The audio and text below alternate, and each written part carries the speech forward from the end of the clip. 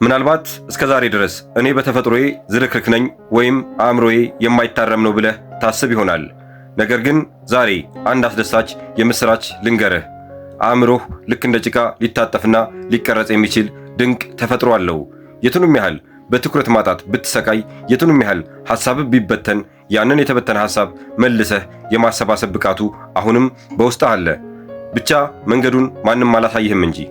አሁን የምነግርህ መንገድ ሞክር ተብሎ የሚተው የውሸት ተስፋ ሳይሆን በሰው ልጅ ተፈጥሮ ውስጥ በተግባር የተፈተነ እውነት ነው።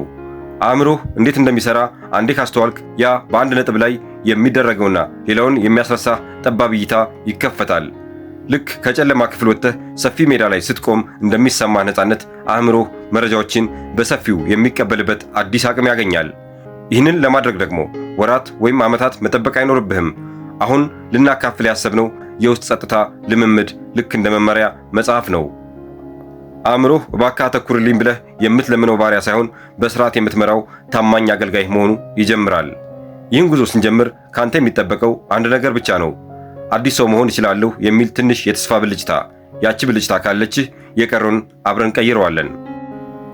ሁላችንም በሕይወታችን ውስጥ ቢያንስ አንድ ጊዜ በራሳችን አቅም ላይ ጥርጣሬ እንዲያደርብን የሚያደርግ አንድ ጥያቄ ደጋግመን ጠይቀናል። ለምንድነው ትኩረቴን መሰብሰብ ያቃተኝ የሚለው ጥያቄ አእምሯችን አንዳንድ ጊዜ ልክ እንዳልባሌ የዱር እንስሳ እኛ ወደማንፈልገው አቅጣጫ ሲጋልብብን ይስተዋላል። አንድን ወሳኝ ሥራ በቁርጠኝነት ለመጀመር እንቀመጣለን። ነገር ግን በቅጽበት ትኩረታችን ይበተናል። ወሳኝ መረጃዎች ያመልጡናል። ወይም ደግሞ በነገሩ ላይ ተረጋግተን ለመቆየት ስንታገል የውስጥ ሰላማችን ይናጋል።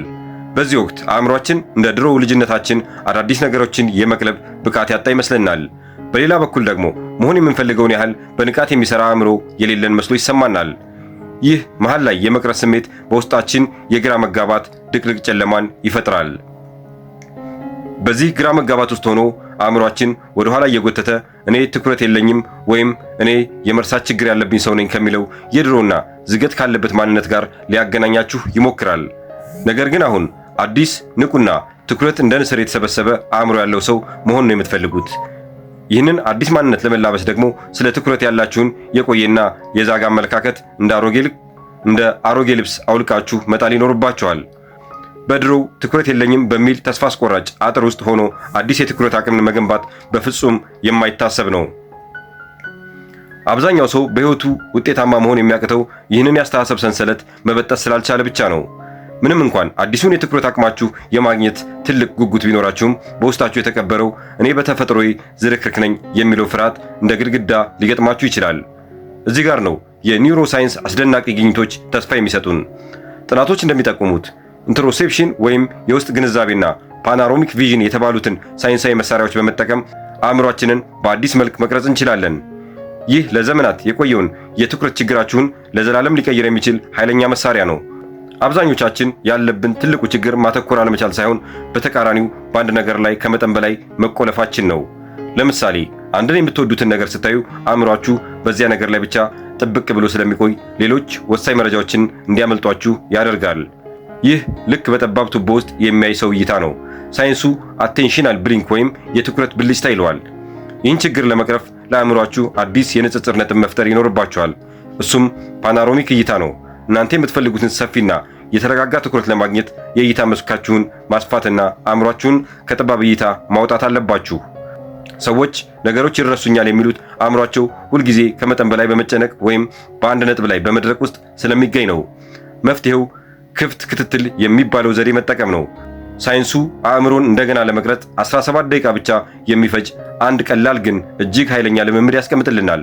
መጀመሪያ ለራሳችሁ 17 ደቂቃ የሚሆን ጸጥ ያለ ጊዜ ስጡ።